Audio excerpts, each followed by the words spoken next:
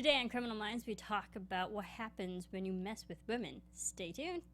You're tuning into the destination for TV superfan discussion, AFTERBUZZ TV. And now, let the buzz begin. Hello, everybody. Welcome back to AFTERBUZZ TV. We're here to Criminal Minds. Ooh, such a good episode. Episode 20, so good. Unforgettable. I'm your host, Marisa Serafini. You can follow me on Twitter at SeraphiniTV. Joining me, I have... Hello, everyone. I'm Michelle Cullen. You can find me on Twitter at Michelle_Cullen. And I'm Karina Vargas. You can find me everywhere on Twitter and Instagram at KarinaXVRGS. Excellent. It is Women's Night here for our Criminal Minds panel. Real quick thoughts of this episode. Michelle. I loved it. I think it's my favorite so far this season. And I feel like the final two episodes are only going to be better. But this episode was just wow the entire time. I agree. Me too. It was a very emotional episode. Yes. Michelle. Yes. So I really enjoyed that. I really liked it. And, you know, we've been talking, I feel like, throughout this whole season, saying that they're kind of changing up their formats every single episode. And this one definitely felt like a completely different show in a good way. Because I was watching and I'm just thinking, I was like, wow, this is Criminal Minds. But it feels like a different show, and I loved it. It looked beautiful, different color schemes, and we had a bunch of different storylines. We had the backstory on Walker a little bit. Yep. So, I mean, we got a lot of good storylines and some answers in this episode.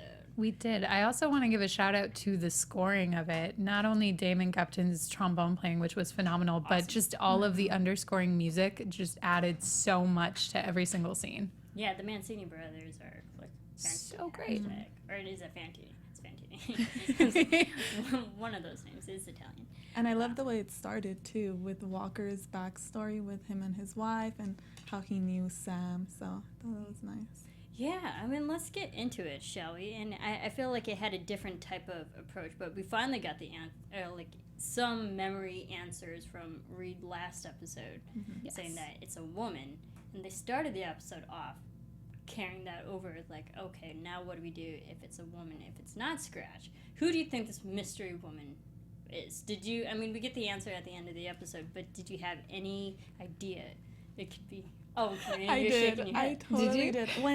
I even wrote it down because it was when Spencer's mom went to visit him, and she was like, oh, something about having a new person.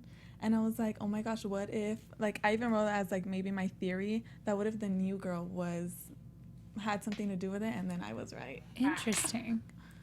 I guess I could kind of see that. I think I was wondering, too, like, that's a little weird that someone else, but I mean, her mom did fire Cassie. Everybody. But I was racking my brain trying to think of what woman scorned would have a grudge against Spencer, and it's been a while since I rewatched those episodes because I had no idea. Right. I mean, like, did you, Karina, because you kind of figured out that it was this new replacement woman that was helping Diana, but did you ever think it was Lindsay Vaughn? No. I knew it was someone from his past, obviously, but I did not specifically think, oh, it was going to be her. Yeah, because, you know, we were talking about, like, you know, in our past after shows, like, who could it be? There's been so many episodes where maybe some of the victims or whoever was, you know, involved in all these cases could have, like, resentment or any overall residual feelings towards, you know, Reed, like anger. And it's like, it could be anyone because they've just dealt with so many people. That's very true.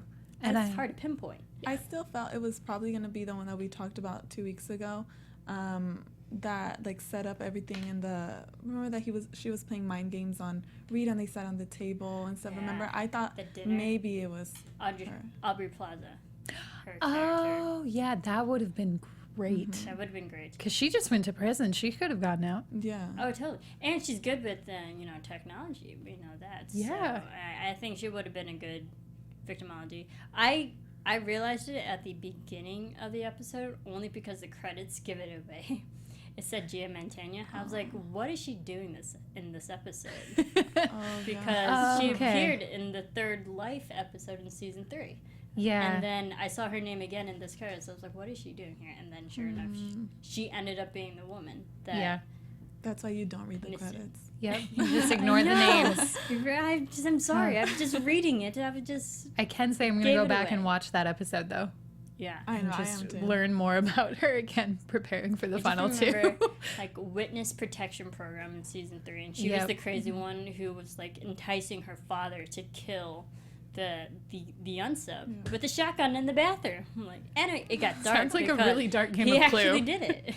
But now I want to know why she's targeting Reed specifically. I know.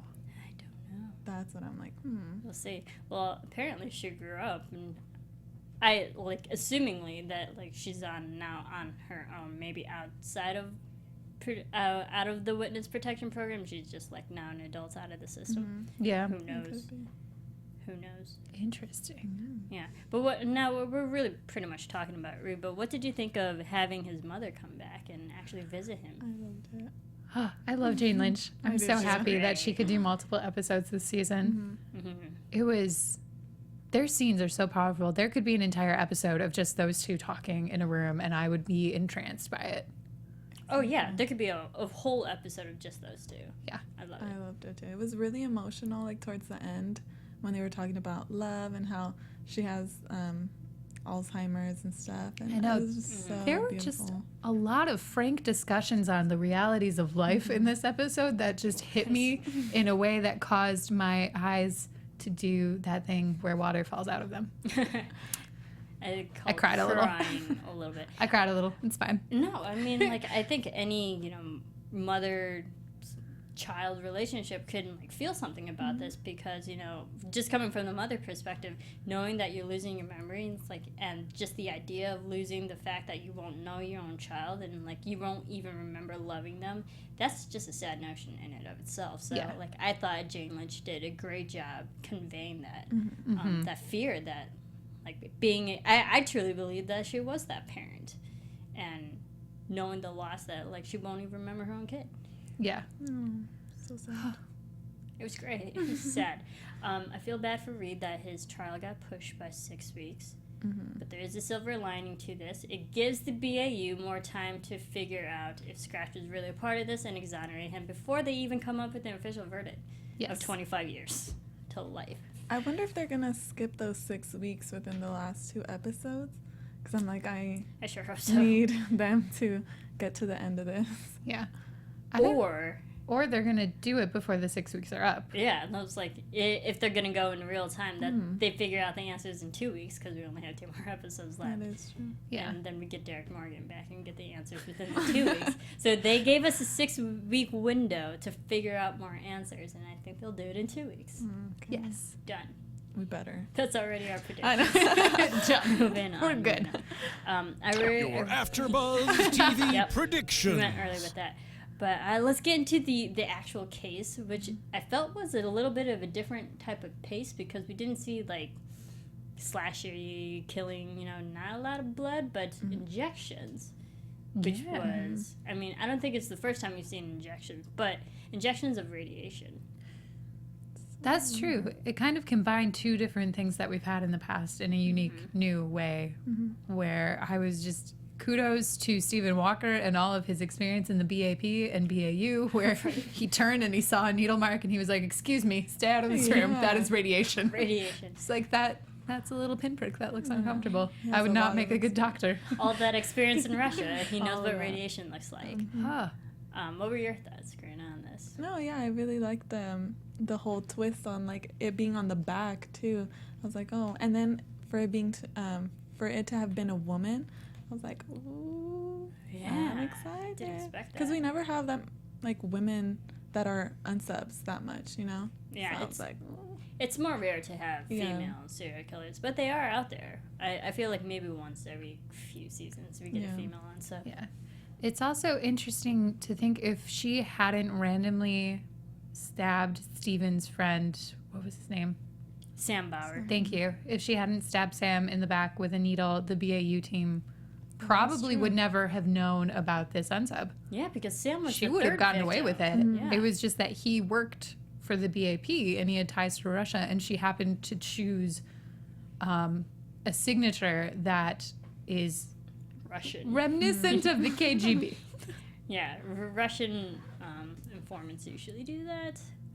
I didn't really think Russian because I don't really know the KGB and all that, but when they were talking about all these government officials working on high-end authoritative positions in the government that are being, targeted, I was like, what's the connection other than them working in federal buildings? And I would not have tied it with all the victims that we saw. I would not have tied it to the fact that it was a woman just trying to kill her husband for life insurance. $5 million. That's exactly That's twisted. I was like, cold. maybe she has beef with like all the federal agents or something, but I did not see it that it was she did it all for money. I was like, just to get at her husband for his life insurance. I could just that did not come to mind. Yeah. No, and it's straightforward. We don't get any sympathetic backstory on her or the husband. It's literally just, this was a cold, calculated move where she killed strangers in order to make her husband's death appear as an accident. Yeah, and they only figured out that they were strangers because they were literally stabbed in the back, considering the when we had Alex McLean, who ingested the food that was actually more personal, more intimate. Therefore, the unsub knew him. They were husband and wife. Yeah. That's so... Like, I can't imagine what that conversation was like. I'm going to kill you with your own food. Sorry. When they were going through the house, too, I was just like, you guys shouldn't be in there. You guys shouldn't be in there. You shouldn't. Right. Why are you all in there? And then it was revealed that it went down the drain, too. And I was like, no, that's just rude. That's just not nice to your neighbors. Stop it. Yeah, like now everyone on the whole block is affected. Great job. All drains lead to the ocean. It does, yeah, everyone. But no, I had that same thought when all the whole BAU team's in the house. I was like, oh no, now they're all going to have to go through decontamination process. And then, like, they won't even catch the serial killer if they're, like, stuck in a bubble. Yeah, because the last time was the anthrax scare. Yeah, Season 4. Yeah, in the light bulbs. He was smashing the light bulbs, and Reed had to they all had to take showers. Everyone who was, like, walking through the house had to go through the process of Reed locked himself in. He locked himself in, and then when he came out, they made him strip down and do the shower thing. Yeah, but none of them had to do that. I guess the lead line cases made it safe, even though there was radiation all up in the kitchen. It's like, it's just a quick exposure. You guys will be fine for now. Okay? Catch the serial killer, and then you could do the decontamination. Yep. It was we'll more get you so later. along those lines. Yeah, but it was just usually for all of our episodes, we get way more, like you were saying, we get more backstory. And we didn't really get a lot. I mean, even in my notes, I don't have a lot on the actual unsub, other than the fact that she stole the irradiated materials from different hospitals throughout the year. She just accumulated it and quit before people, got the hint that she was doing this. And even the kill was fast. It was like they were all looking for her in a blue hoodie, and then they spotted her, and then she was gonna grab someone with a syringe, and then boom, and then she's dead. I did laugh at that. Right. It wasn't funny, but everyone was checking in, and then she says Rossi, and instead of Rossi checking in, he just shoots. Yeah. And it was like, that shouldn't have been funny, but that was to me. But, like, even the setup, like, I think they shot it beautifully. Yeah. Just, like, how it was all of them all over the place in that one location and talking to each other. I thought that was pretty high up in the production value. But while I'm watching this, because they're all checking in with each other, I was like, could you be more conspicuous? Because you guys are literally agents, literally out in the open where everyone can see you, that you're trying to get this case, go down. Yeah. And I'm like, this is so obvious right now. I think that part made me chuckle, even though it shouldn't have. And then when they said the line, it's time to deliver the profile, I laughed, and I was like, to who? I completely forgot that there would be other agents working on this case. Yeah, because they're in their own place, Washington. So it's like Washington, D.C. I thought the same thing. I was like, they didn't have to go to a location to totally place them for them. I think that's what made this episode, I feel like an easy case to win, because it was in their own place with their own people. It was resolved within 20 minutes. It was very fast. Because I feel like the other half was all Reed. I thought that also they probably didn't give away that much of the unsub because they wanted to kind of get more in depth with Walker's story. I felt like maybe that's why they wanted to kind of go through that. So I think that's why they didn't really say much of the unsub. Yeah. Let's talk about Walker a little bit in his flashback. He obviously worked for the BAP, worked in Russia and whatnot. Him playing trombone was pretty cool. I was like, that's a smart way of how to get him to actually use his talents on this show. But, you know, knowing his background and where he came from, because I was watching, you know, this whole season, and I legitimately had the thought, I was like, okay, what has Walker done for us? I mean, obviously he's an integral part, but he hasn't really had an episode to shine yet, and I felt like this was it. But what were your thoughts on the flashback and now knowing a little bit more about him? I thought it was very powerful and very well executed, especially the part where he and Sam are talking about putting in for a transfer and they can't do it at the same time, and both of their marriages were at risk, and Sam said, you go first. And we see Steven is still with Monica, and then Sam ended up getting a divorce, and it doesn't necessarily directly correlate from that, but it kind of gives you as the audience member, like, he sacrificed his happiness and his marriage so that Steven could have a better life, because that's what best, like, really good close friends do for each other. Partners do for each other. The trombone playing was magnificent, as I said before. It was great. It didn't feel random. It didn't feel forced. It didn't feel like you need to get to know Stephen Walker before the show ends. Oh, yeah, absolutely. How about you? I think I agree with her, and, like, I like the emotional part of it and how we kind of learn more of him, and I'm just like, it makes me like him more, and I'm like, I'm glad, like, he might be back or whatever, you know, so I like that. Yeah, definitely, and especially now knowing that his friend, Sam gave him the chance to, you know, work on his marriage and, like, leave before it, because we saw at the beginning where Walker was in a good relationship with his wife. He seems, like, happy with his wife. He actually had that happy life, all thanks to his friend Sam. Yep. His sacrifice. And the acting between Damon and the gentleman who played Sam, whose name I do not know, I'm so sorry, was just so powerful and so well done and so sincere. That's what caused me to tear up a little bit, was just that harsh reality of someone coming to terms with the fact that they're dying and one of their very close friends and basically family members also coming to those terms too. And then Stephen Walker just breaking down in his wife's arms at the end. Heart-wrenching episode. Yeah. I'm sad. So powerful. Super. What did you think of the conversation with Sam and his son? When I loved how, you know, Walker got his son and fly him to go see his father, even though during the divorce the son with the mother. But what did you think of the conversation between the father and son?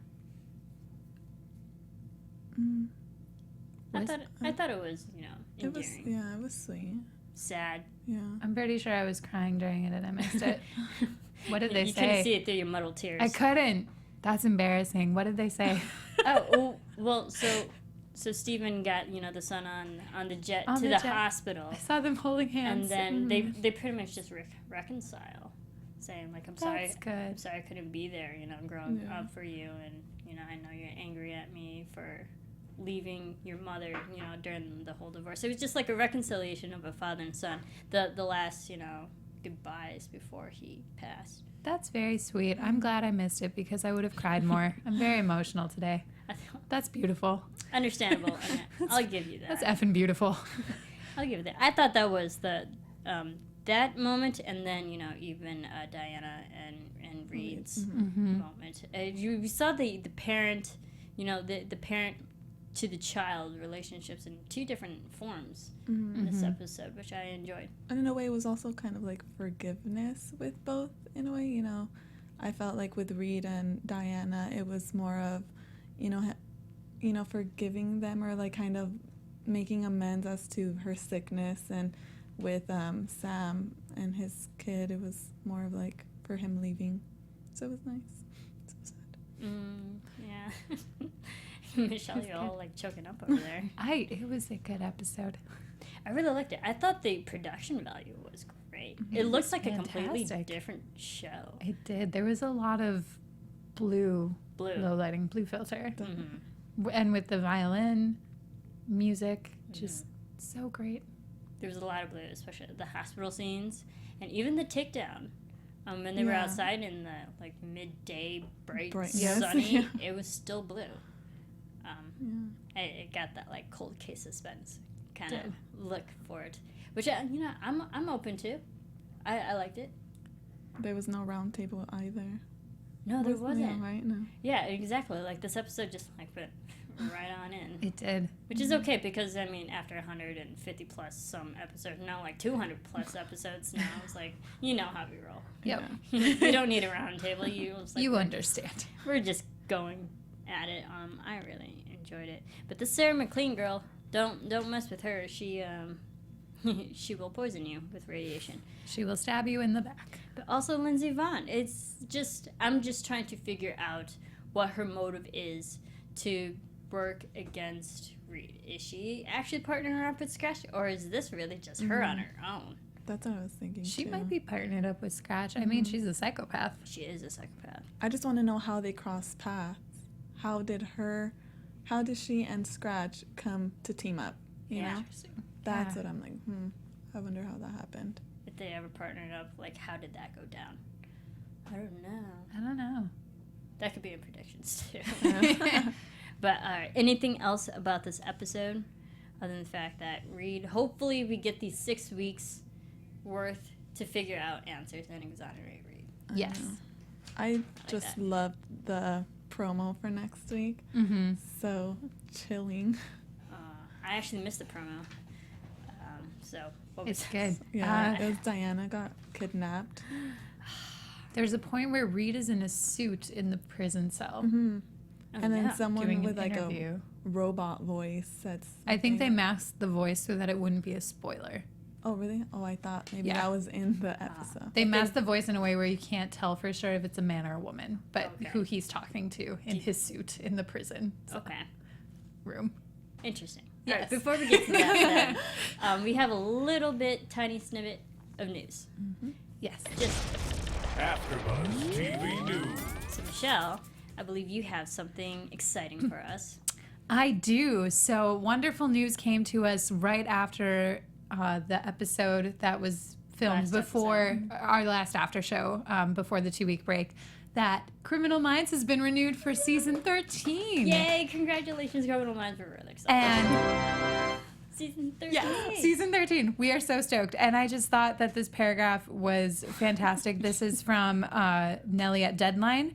After a major cast overhaul in the past year with the departing of Shamar Moore, the shocking exit of Thomas Gibson, the return of Paget Brewster, the promotion of Aisha Tyler, and the addition of Adam Rodriguez and Damon Gupton, there are no major changes planned for next season, with the cast expected to return, and that includes the veterans Joe Mantegna, Matthew Gray Gubler, AJ Cook, and Kirsten Banksness. So everybody's coming back next year. They don't plan to have anything crazy happen. That's exciting. I love how they added the whole 12 seasons in one sentence. Everything that happened in the last season, they summed it up. Well, that's good because at the beginning of this season, a lot of things were up in the air. We weren't sure who was coming back, who was leaving. Yep. So I'm glad it's pretty much solidified. Like now, everyone that's here is gonna stay. They found their groove, and I like their groove that they have right now. I like it. Admittedly, I felt like it was kind of like growing pains when you just add more. You're like, where's their place in this BAU? Especially like Walker. But I just said it was like he hasn't really had an episode yet, or like, well, what's he still doing there? But I'm glad that everyone's like pretty much established now. They got their rhythm. Yep. And we got a season 13. Yes, we do. I'm so excited. I'm so happy. 22 more episodes. Yep. We'll be here for a whole nother season. Yeah, we will. Exciting stuff. All right, so let's get to predictions then. And now, your AFTERBUZZ TV predictions. Okay, so I feel like, the show does great with asking a lot of questions at the end. What's going to happen? Now that Lindsey Vonn is back, how did she pair up with Scratch? If she's even a part of Scratch's whole deal, if Scratch is even part of all of this, we don't know. We're just speculating. That's true. Although I feel like it will be a really big disappointment to everyone watching if Scratch isn't at least answered in part of some it. capacity in the last 2 episodes, because that's been the overarching theme that's been mentioned in almost every episode by at least one BAU member. Okay, yeah. I think definitely Lindsay and Scratch are together because of the whole scenes in the bedroom where Reed kind of remembers Scratch, but then he remembers her. But I feel like that's still in his subconscious. So I feel like maybe he was in there, maybe just didn't see his face. Okay, like Scratch was physically in there. With her, it's just he didn't see his face, like he heard her voice. Yeah. Time to go. Interesting. Like maybe he was spraying the mist. Mm-hmm. Maybe, and Something. like maybe Scratch was the one spraying the mist. Yep. And she was the one talking. Time to go. Yeah. Interesting. Okay. So I like this. I still think Scratch has worked his way physically to the prison. He's within all that. I'm still going to keep saying it until I'm right. Yes. Until this actually goes down in the finale. Because if you're saying in the promo that, they're in the prison and there's this mysterious person with her voice dubbed, it could be a woman. It could. It could be a woman in the prison. Or it could be Scratch. Or it could be Scratch, Because someone's Scratch's working voice- in the prison. Scratch's voice is recognizable. So I'm thinking maybe it could be him coming. But then Scratch is how do you call it? Like, he was supposed to be in jail. He escaped. So I don't know if he would be in a prison visiting him, because then he would get caught. You don't know. Scratch is sneaky that way. He knows how to travel in and out of things, and he has technology. Like, he can hack technology, so he knows how to get in within the prison system and going unnoticed. I still think the prison guards are in it as well. Oh, for sure. Somehow. They So have to. In some capacity. Yeah. Yeah. Even the guy at the beginning when he was transferring Reed to the space to go see his mother, it's like it seemed like that guy even knew more information than he should have. Yeah. And he was so rude. You can't hug her. I was Very like, what? pushy. Very pushy. But I mean, he's a guard. I guess he was just doing his job. Yeah. Yeah. I'm just trying to think. Like, it's nice to see Gia Mantegna back. It's like, oh, Yeah. another crazy person once again. Welcome back. She was crazy in the 3rd season, and she's still crazy now. So Yes. I hope she plays a big part. If she was the person, well, it seems like that she is the person who doused Reed with the spray. So we'll see. And I'm excited to see what happens to Diana. Yes. Yeah, I still think, I don't know if you were here for this yet, that I think Diana's gonna die in the finale. No, Like, this whole thing would be, like, resolved if it didn't end with her. Oh, that was in the preview too. Yeah, that was in the preview. They said something like, if Diana dies, like, it'll break. Reed. It'll end Reed. Reed. Yeah, it'll end him.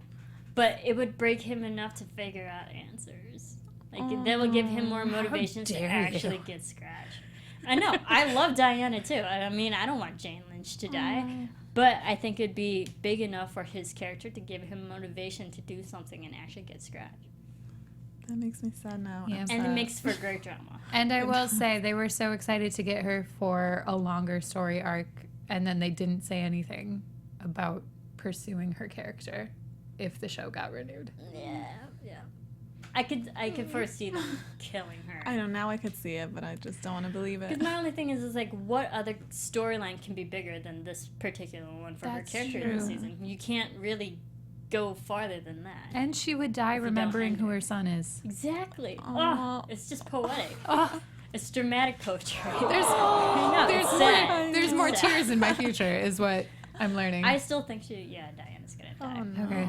But I also I don't think wanna have that any, but- Spencer's going to get exonerated. Oh yeah, for sure. For sure. I mean, I'm if going to he's break co- Chris's dreams Right. right now. He's not going to stay in prison. I agree. I think that he'll get exonerated by the finale. They'll finally get Scratch.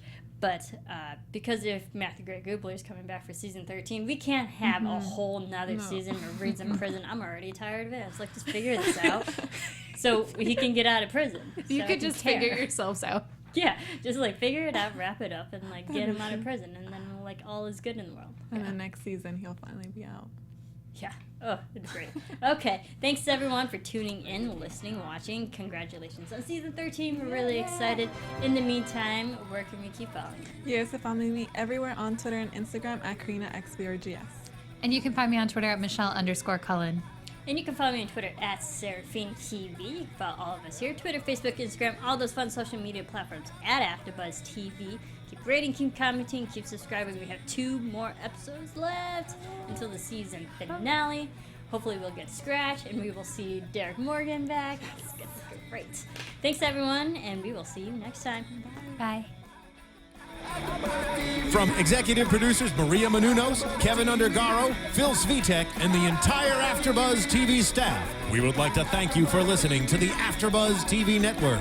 To watch or listen to other after shows and post comments or questions, be sure to visit AfterBuzzTV.com.